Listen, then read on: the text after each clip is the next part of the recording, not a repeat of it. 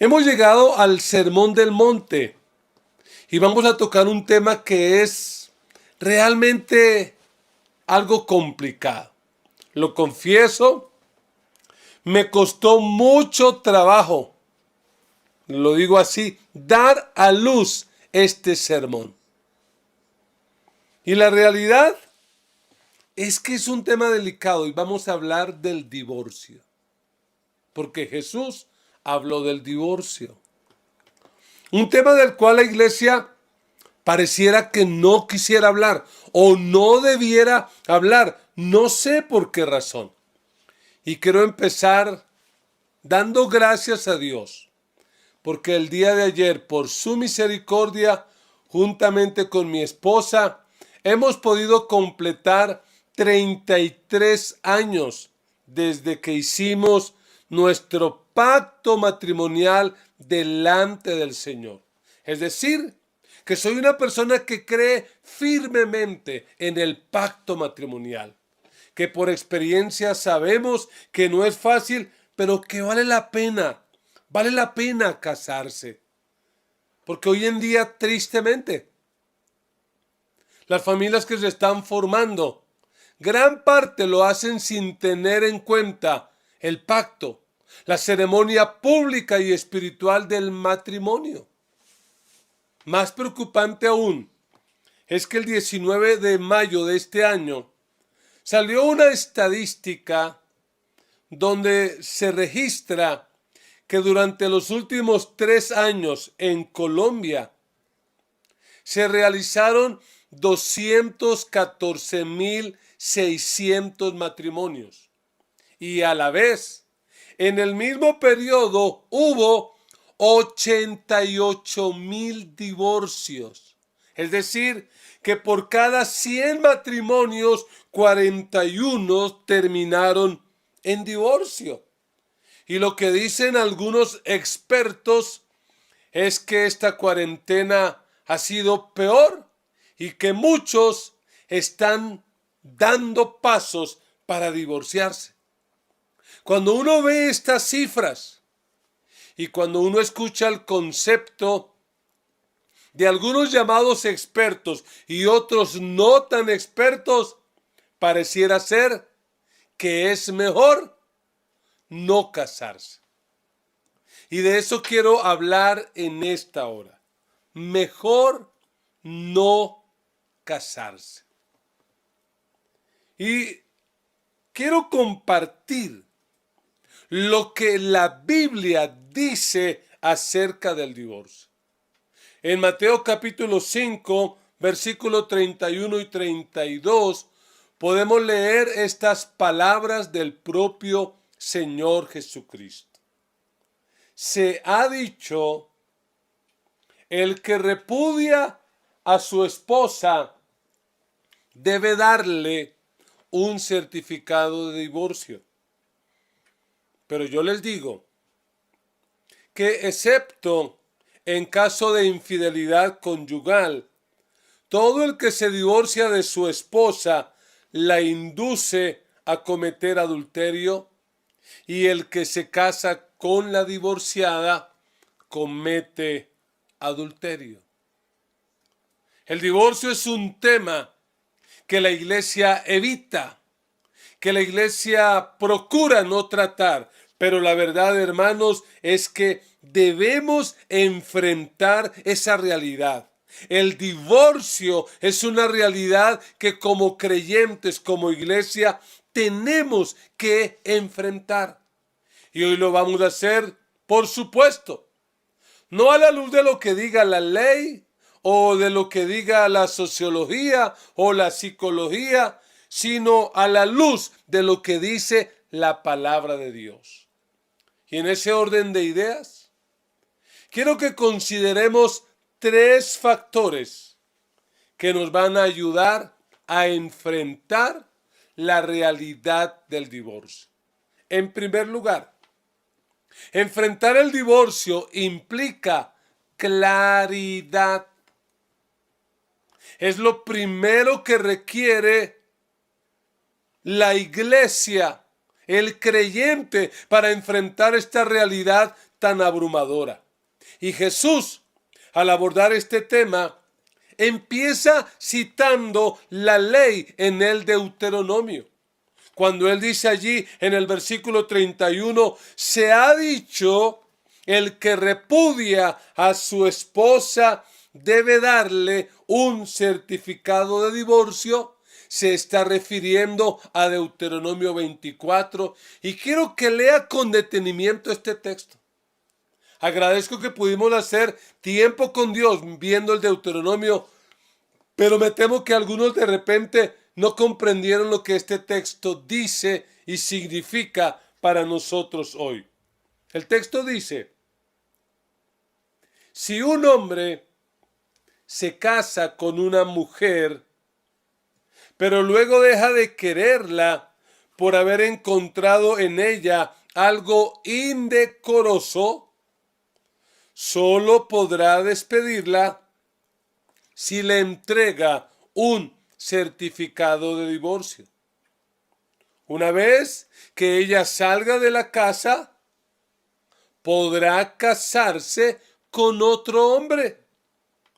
Si ocurre que el segundo esposo le toma aversión y también le extiende un certificado de divorcio y la despide de su casa, o si el segundo esposo muere, el primer esposo no podrá casarse con ella de nuevo, pues habrá quedado impura. Eso sería abominable a los ojos del Señor. No perviertas la tierra que el Señor tu Dios te da como herencia. Mucho ojo a lo que esta ley dice y a lo que esta ley no dice. Deuteronomio 24 con claridad nos muestra la realidad del matrimonio.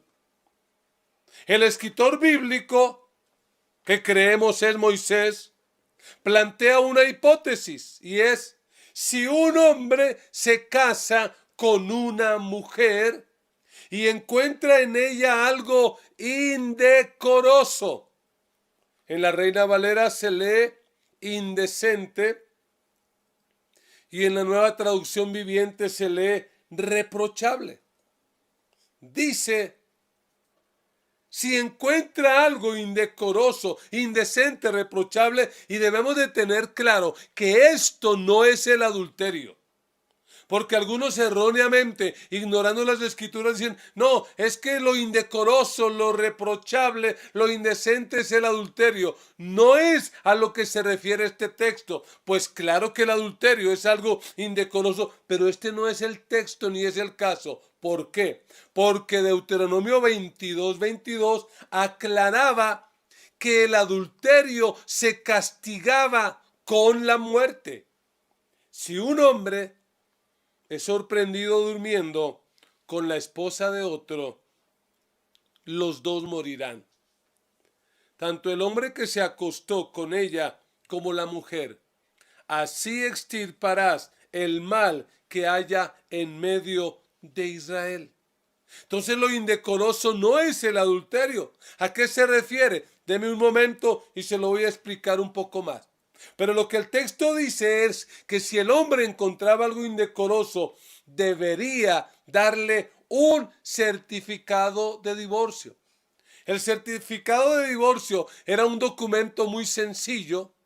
El hombre no tenía que ir ni al juez ni a los ancianos de la ciudad. Hoy en día no tendría que ir a una notaría. Él lo hacía por voluntad propia. Y el certificado decía más o menos lo siguiente: sea esto por mi parte tu certificado de divorcio y carta de despedida y acta de liberación para que te puedas casar con quien quieras. La mujer con este certificado de divorcio podía perfectamente casarse otra vez. Y el texto lo que dice es que si ella hipotéticamente con su segundo marido le pasaba lo mismo, es decir, que éste también le daba un certificado de divorcio o él moría, lo que se prohibía era esto. El versículo 4 es muy claro, dice, el primer esposo no podrá casarse con ella de nuevo, pues habrá quedado impura. Eso sería abominable a los ojos del Señor. No perviertas la tierra que el Señor tu Dios te da. Lo que se prohibía realmente era que el primer hombre que la había desechado, que la había despreciado, que la había humillado, que la había ultrajado socialmente, volviera a tomarla como si nada. Y quiero aclarar algo. Lo que Dios está haciendo con esta ley del Deuteronomio 24 es protegiendo a la mujer de un marido cruel, de un marido caprichoso, de un marido terco con un corazón duro. No nos equivoquemos. Dios no está en Deuteronomio 24 promoviendo el divorcio y mucho menos ordenándolo como si fuera un mandamiento. No. Lo que ocurría es que en la época de Moisés el divorcio ya era común. Lo que está haciendo el Señor sencillamente es regular para que la situación no fuera peor. Porque los hombres en la época de Moisés divorciaban a la esposa por lo que se les daba la gana. Pero concluyamos Deuteronomio 24. Se le permitía a las personas de la época de Moisés el divorcio, ¿sí o no? Sí. Y si se permitía el divorcio, ¿estos podrían volverse a casar de nuevo? La respuesta es obvia, sí. Lo que no se permitía era que el primer esposo que la había rechazado, repudiado, la recibiera otra vez como si nada. Para tener más claridad de este tema, vamos al capítulo 19 de Mateo, el mismo evangelio que plantea el Sermón del Monte. Y mira el versículo 3. El texto dice: algunos fariseos se le acercaron y para ponerlo a prueba le preguntaron: ¿está permitido que un hombre se divorcie de su esposa por cualquier motivo? Ojo con esto. Los fariseos, que aparentemente tenían una ley muy rigurosa, buscaban a como diera lugar legalizar el divorcio. Jesús sabe que esa pregunta que le están haciendo no es otra cosa que una trampa. Por eso mire la respuesta de él, versículo 4. ¿No han leído?, replicó Jesús, que en el principio el Creador los hizo hombre y mujer, y dijo: por esto dejará el hombre a su padre y a su madre y se unirá a su esposa y los dos llegarán a ser un solo cuerpo. Versículo 6. Así que ya no son dos, sino solo uno. Por tanto, lo que Dios ha unido, no lo separe el hombre. El enfoque de los fariseos está en el divorcio. Jesús no cae en la trampa y Jesús reorienta la conversación para enfocarlos en el matrimonio. Y lo que Jesús quiere que ellos recuerden es el propósito inicial, el propósito original del matrimonio. Y debe quedarnos claro en este día que el propósito original del matrimonio era la procreación, era el compañerismo y era el deleite. Y perdone si esto que yo digo a alguien les ofende, y más por estos días, pero debe quedarnos claro que a la luz de la Biblia el matrimonio bíblico tiene tres características. El matrimonio bíblico tiene que ser heterosexual, monógamo y permanente. Todo lo demás que se salga de eso está fuera del origen y del propósito de Dios, y por lo tanto debe ser considerado como algo pecaminoso. También el texto nos presenta que se requiere una ceremonia pública y espiritual en la cual el hombre deja a su padre, a su madre y se une a su mujer para llegar a ser un solo ser. No nos equivoquemos. Dios no aprueba la unión libre. Dios no aprueba matrimonios que no sean heterosexuales, monógamos y permanentes. El placer sexual fuera del matrimonio con estas características es una violación al propósito original de Dios. Así como Jesús lo hizo, también nosotros, en lugar de estarnos enfocando por qué causa nos divorciamos, enfoquémonos y tengamos claridad de lo que es el matrimonio, de cómo salvarlo, de cómo restaurarlo y de cómo fortalecerlo. Un segundo factor que debemos tener en cuenta para enfrentar la realidad del divorcio es la convicción. Enfrentar el divorcio implica convicción. La pregunta de los fariseos fue una prueba, una trampa.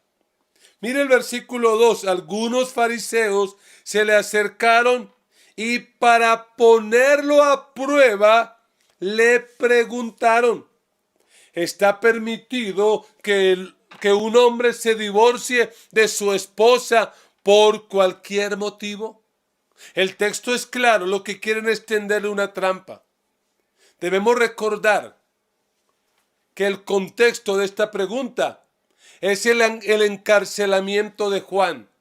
Juan el Bautista, ese tremendo predicador que ha venido a despertar la nación de Israel, ha sido puesto en la cárcel por el gobernante de turno, Herodes. ¿Y por qué razón? Porque Juan el Bautista, con autoridad, denunció su adulterio, porque Herodes le había quitado la mujer a su hermano Felipe y estaba viviendo en adulterio. Probablemente lo que querían los fariseos es que Jesús cayera en su trampa, pero Jesús no responde a eso. Lo que hace Jesús es reorientar el asunto para mostrar con claridad cuál era su convicción. Además, debemos recordar o aprender que en ese tiempo habían dos escuelas rabínicas de interpretación bíblica que eran muy fuertes. Por un lado estaba la escuela del rabino Shammai y la otra escuela del rabino Hillel. Shammai y Hillel nos muestran los extremos que había en cuanto al divorcio.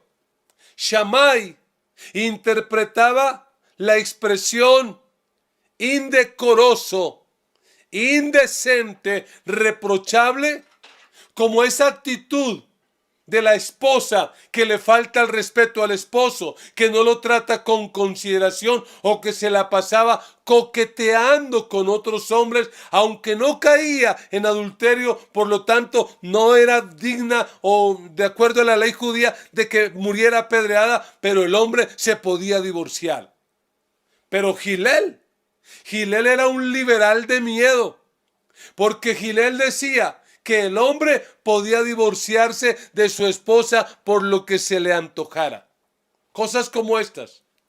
La comida quedó fea, divorcio. No me gusta cómo me arregla la ropa, divorcio. Se engordó en la cuarentena, divorcio. Encontré una más bonita que esta, divorcio. Realmente Hillel era un rabino muy liberal que promovía el divorcio por cualquier causa. Yo me imagino que cristianos mundanos o impíos, así como medio disfrazados de cristianos, estarían felices siguiendo a Hillel, divorciándose por cualquier causa. Recuerdo que un día le pregunté a un hombre, ¿cómo está tu esposa? Y él me dijo, mal. Y yo le pregunté, ¿por qué está enferma? Me dijo, no, es que hay otras mejores, hay otras más bonitas. Y cuando yo veo la mía, me parece que está mal. La pregunta que le hacen los fariseos a Jesús es como diciéndole, defínete. ¿Estás con Shammai o estás con Hillel? A lo cual Jesús dice, con ninguno de los dos. Él está mostrando su convicción, y su convicción es que el matrimonio es un invento de Dios, y como invento de Dios es sagrado y tiene un propósito especial. Jesús reorienta esto para demostrarles que Él no está a favor del divorcio. Por supuesto, los religiosos no quedan contentos y le hacen una contrapregunta al mejor estilo de los rabinos de ese tiempo. Le replicaron,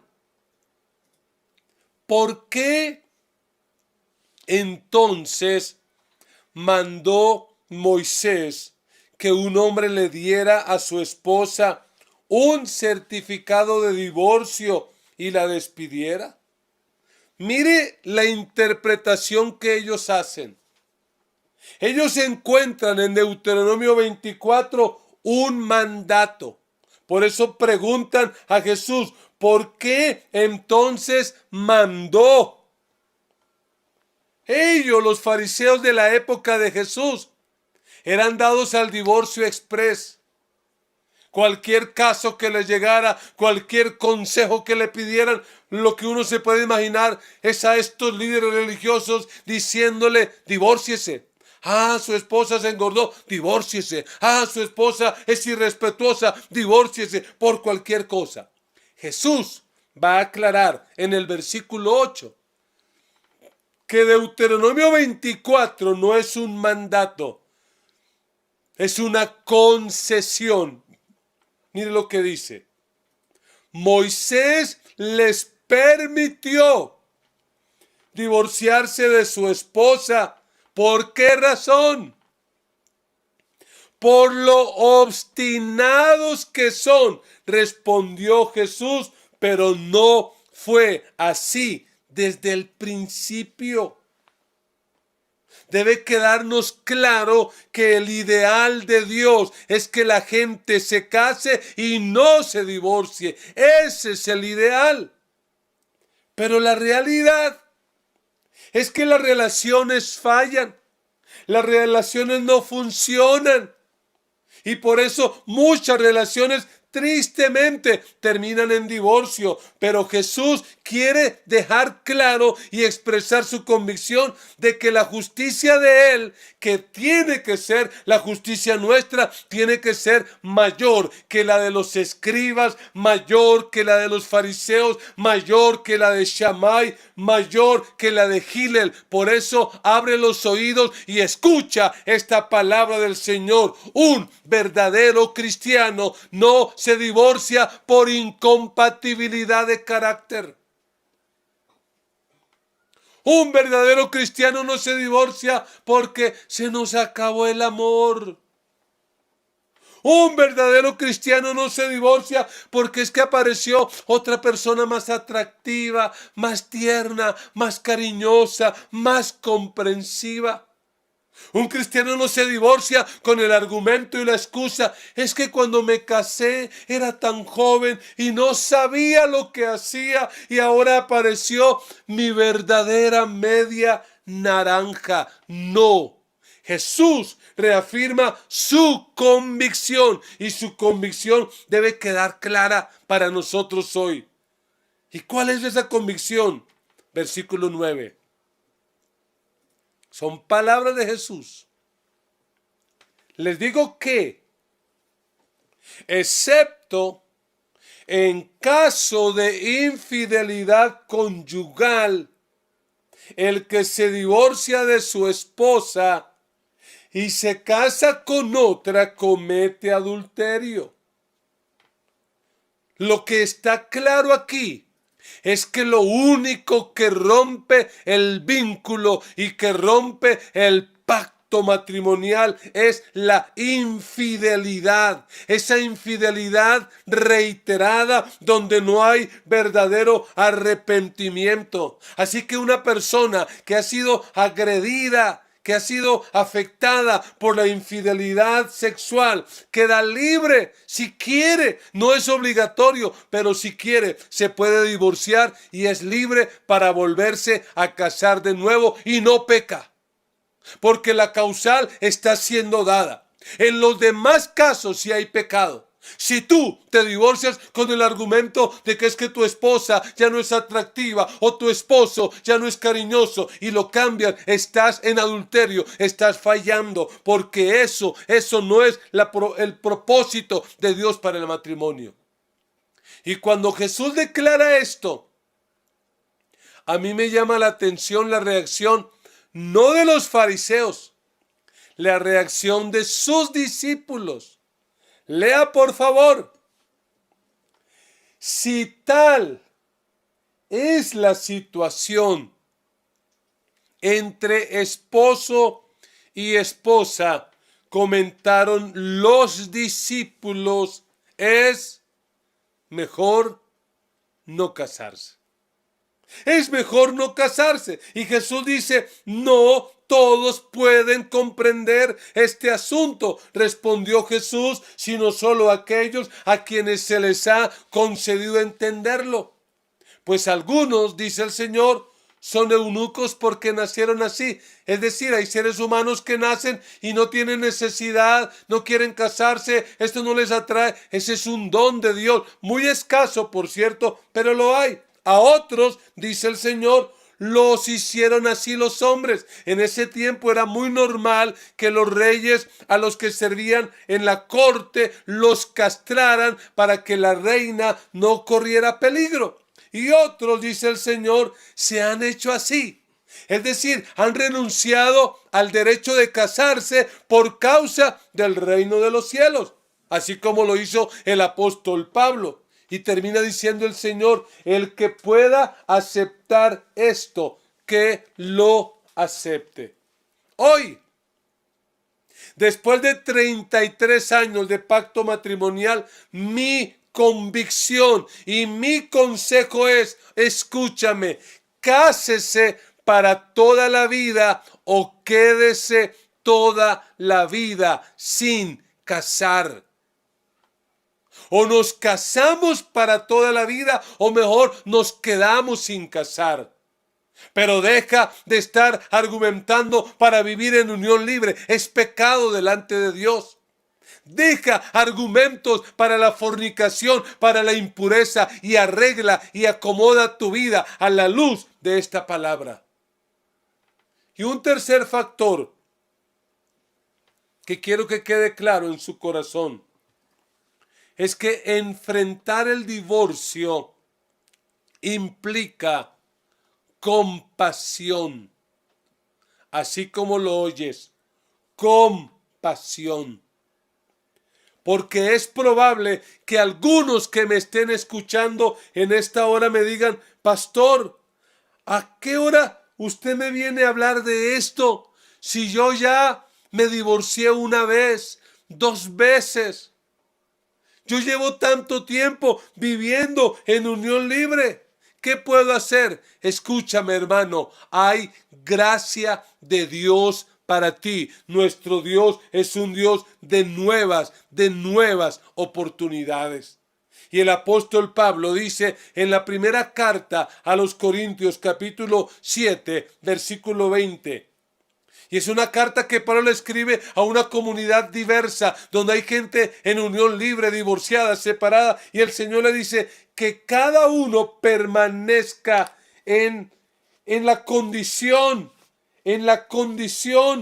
Cada uno debe permanecer en la condición en la que el Señor lo encontró, en la que Él se convirtió. Hermanos, debemos tener compasión.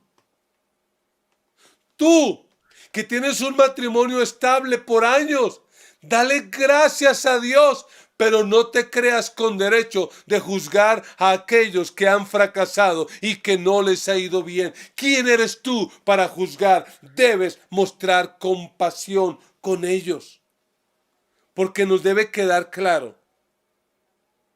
Bíblicamente, solo hay dos causales para el divorcio. Por un lado, está la infidelidad sexual. Y por el otro, el abandono definitivo. Porque Pablo dice que si un creyente, de repente su esposo, su esposa, le abandona por causa del evangelio, y lo encontramos en el versículo 15 de 1 Corintios, dice: sin embargo, si el cónyuge no creyente decide separarse, no se lo impidan. En tales circunstancias, el cónyuge creyente queda sin obligación. Dios nos ha llamado a vivir en paz. Esas son las causales. Si una persona cristiana, su esposo, su esposa, por causa de su fe, lo abandona y nunca vuelve, esa persona queda libre para divorciarse y volverse a casar sin pecar. Eso dice la palabra del Señor.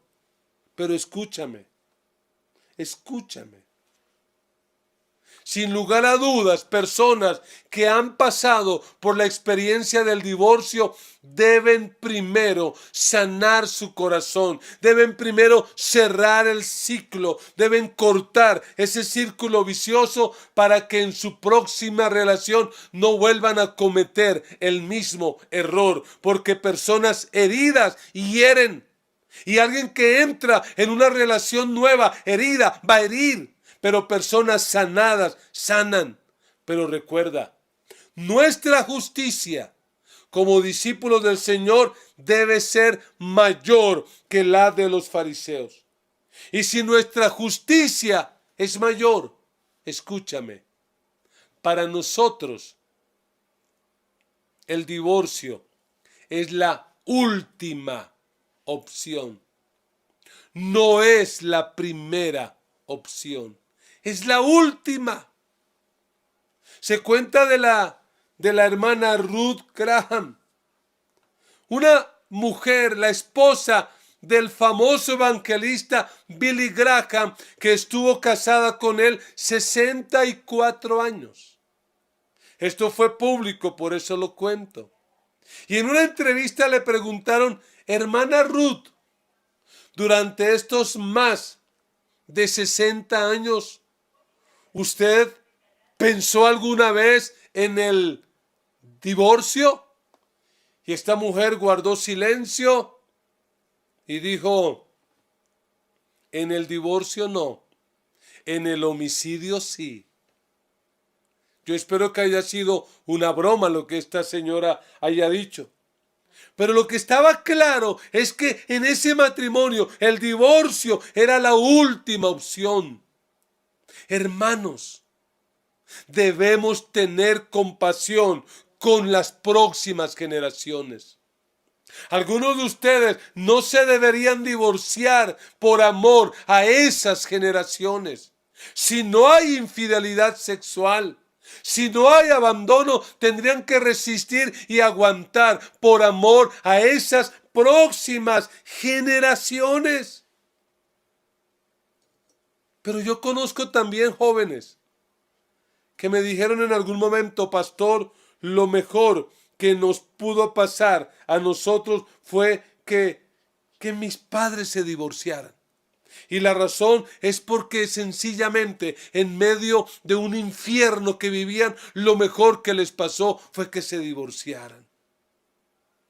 Por lo menos esta iglesia, nuestra iglesia, va a mostrar siempre compasión con aquellos que han tenido que sufrir la horrible tragedia del divorcio. Llevo más de 20 años siendo pastor y he escuchado los casos que usted no se imagina. casos donde no hubo ni abandono, ni tampoco hubo infidelidad sexual, pero casos donde un marido golpeaba continuamente a su esposa. Júzgueme si quiere. ¿Sabe qué le aconsejé yo a esa hermana? Hermana, por favor, divórciese rápido, porque si no lo haces un día de estos, este tipo te va a matar.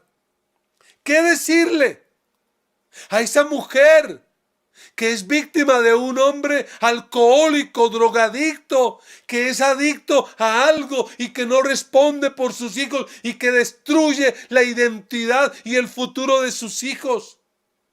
¿No tendremos nosotros acaso que mostrar un poquito de compasión para ellos?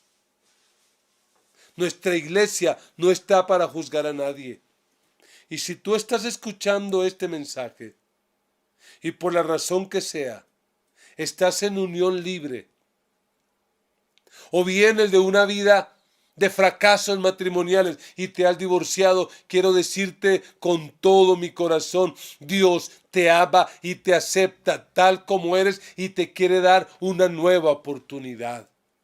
Porque el Dios nuestro, el Dios de la Biblia, es un Dios de nuevas oportunidades. La Biblia dice que a Jesús un día le llevaron una mujer sorprendida en el acto mismo del adulterio. Infragante. Lo curioso es que no llevaron al tipo. Si el Deuteronomio 24 ordenaba, 22, perdón, que también había que llevar al hombre, pero no lo llevaron. Y lo que querían era colocarle una trampa a Jesús. Y otra vez los fariseos preguntan, ¿qué hacemos con esta mujer? Lo que dice el texto es que Jesús se puso a escribir en el suelo con su dedo y se levantó y les dijo, el que esté libre de pecado, que tire la primera piedra. Y volvió a inclinarse y a escribir en la tierra. Uno a uno se fueron yendo porque se sintieron redargüidos por su conciencia. Solamente quedó él, la gran misericordia, y ella, la gran miseria. Y Jesús le preguntó a esta mujer, ¿dónde están los que te acusaban, los que te condenaban? ¿Dónde están? No están. ¿Dónde están? Nadie te condena. Y en el versículo 11, Jesús le dice algo que yo tengo que decirle a aquellos que han fracasado. Tampoco yo te condeno. Ahora vete y no vuelvas a pecar.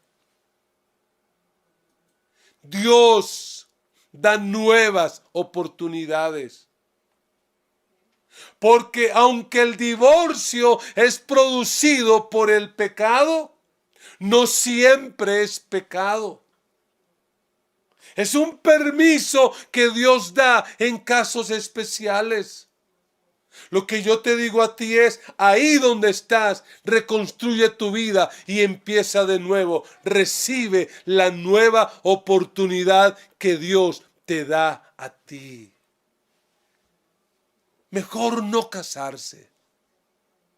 Si tú no tienes claro que el matrimonio es un pacto y no un contrato, mejor no casarse. Si estás buscando a alguien para que te haga feliz y crees que el matrimonio te va a hacer feliz, mejor no casarse. Si no estás dispuesto a perdonar y a pedir perdón y a tomar la iniciativa para restaurar tus conflictos o arreglar tus conflictos, mejor no te cases. Si no eres una persona mansa que reconoce sus errores y los corrige, mejor no te cases. Si no eres un pacificador que toma la iniciativa para resolver los problemas, mejor no te cases. Si no estás dispuesto a crecer y a madurar, mejor no te cases. Si Cristo no es el centro de tu corazón y del corazón de la persona con la que quieres compartir el resto de tu vida, si Cristo no es el centro, mejor no te cases. Pero yo quiero animarlos a que lo hagan. Porque vale la pena. Vale la pena crecer. Vale la pena madurar. Vale la pena caminar con una persona, amarla, conocerla y que ella nos conozca. Y que a pesar de lo que somos nos siga amando y nos siga acompañando. Vale la pena llegar a la vejez acompañado de alguien. Vale la pena levantar hijos y levantar una generación para Dios. Sí, vale la pena. Pero tienes que estar dispuesto a madurar, dispuesto a crecer. ¿Por qué razón? ¿Por qué deberíamos estar dispuestos a madurar? Porque personas que en Dios maduran forman matrimonios que perduran. Personas que en Dios maduran forman matrimonios que perduran. Que Dios bendiga tu vida. Que Dios bendiga tu matrimonio. Que Dios bendiga el futuro de tus hijos. Que tus hijos se casen bien. Que tus generaciones se casen bien. Y que en medio de una sociedad corrupta y oscura nos podamos levantar como sal y como luz para mostrarle a este mundo que sí se puede levantar familias que agraden y vivan para Dios. Colóquense de pie, por favor, y vamos a orar. Si estás cerca de tu familia, de tu esposo, de tu esposa, de tus hijos, tómense de las manos o abrácense y coloquen delante de Dios su hogar, su familia. Padre, en el nombre de Jesús, en esta hora yo presento delante de ti la vida de cada familia que está escuchando esta palabra. Algunos de tus hijos, Señor, están viviendo en unión libre, Señor. Y yo te ruego y te suplico que les ayudes a resolver eso, a oficializar su relación dentro del pacto matrimonial en una ceremonia pública y muy espiritual. Yo te pido por aquellos que están saliendo de un divorcio, que están heridos y que están maltratados.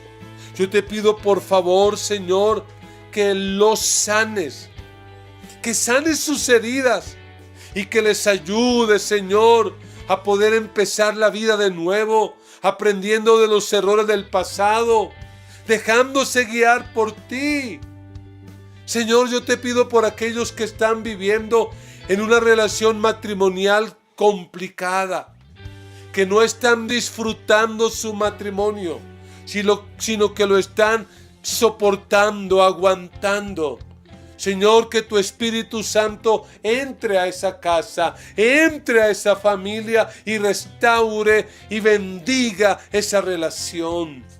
Señor, oramos por nuestros hijos y por los hijos de nuestros hijos. Y te pedimos, Señor, que ellos se casen bien, que ellos levanten hogares mejores que el nuestro, que ellos hagan las cosas mejor de lo que nosotros pudimos hacerlo. Señor, por favor, bendícelos. Bendice la gran comisión. Haz de esta iglesia una iglesia compasiva, una iglesia que no juzga, que no condena, pero que tampoco alcahuetea, que tampoco baja el perfil, lo que tú exiges, los parámetros tuyos. Señor, ayúdanos. Bendice, Señor, cada familia de la gran comisión.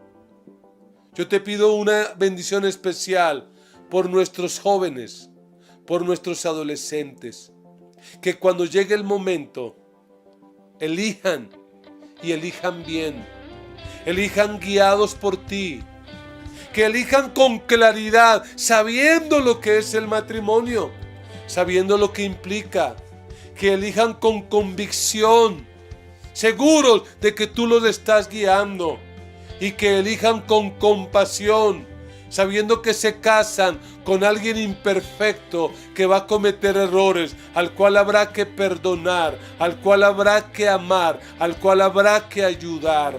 Señor, bendice el ministerio, la Gran Comisión de Colombia, en el nombre de Jesús te lo pedimos. Amén y amén. Amada iglesia, el Señor los bendiga. Que esta palabra produzca fruto en su corazón. Esfuércense por enseñarle a sus hijos, por prepararlos para el matrimonio. Esa es la decisión más importante que podemos tomar para esta tierra. Para el cielo, la salvación. Para esta es con quien voy a pasar el resto de mi vida. Quiero agradecer a los hermanos que fielmente siguen ofrendando, siguen diezmando, siguen dando para que este proyecto siga adelante. Hermanos, gracias. En cada una de nuestras sedes, gracias. Hermanos de los Llanos Orientales, hermanos de Boyacá, de Cundinamarca, de Ciudad Bolívar, de Bosa, Suba, La Aurora, hermanos de fuera de este país, Dios los bendiga por su fidelidad. Dios ama al dador alegre. Y quiero terminar orando por su economía. Levante sus manos allí donde está y reciba de parte de Dios bendición financiera. Padre, en el nombre de Jesús, en esta hora yo te pido por favor que bendigas cada familia de este ministerio. De una manera especial, Señor, bendice a aquellos que hoy están desempleados, que hoy su economía está en crisis, que los gastos no dan espera y no hay recursos. Señor, por favor, abre una puerta de bendición para esas familias.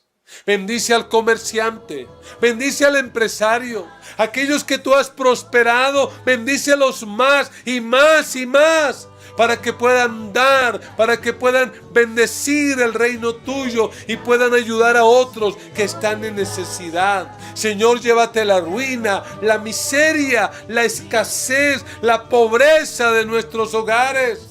Llévate lo que impide que tu bendición fluya sobre nosotros. Libéranos del espíritu de deuda. Libéranos de la pobreza, de la mentalidad de fracaso. Libéranos para poder emprender proyectos y ser bendecidos, para poder bendecir a otros. Te lo pido, Padre, en el nombre de Jesús. Señor, que en este mes de julio tu pueblo pueda experimentar presencia tuya, protección tuya, provisión tuya, la paz tuya, Señor, en el nombre de Jesús. La gracia de nuestro Señor Jesucristo, el amor de Dios nuestro Padre y la comunión del Espíritu Santo sea sobre cada uno de ustedes, y todos con alegría decimos amén y amén.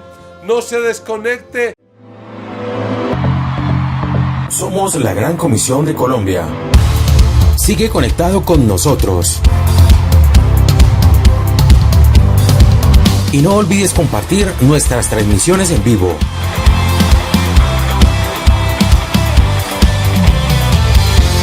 Síguenos a través de nuestras redes sociales, YouTube, Instagram y Facebook.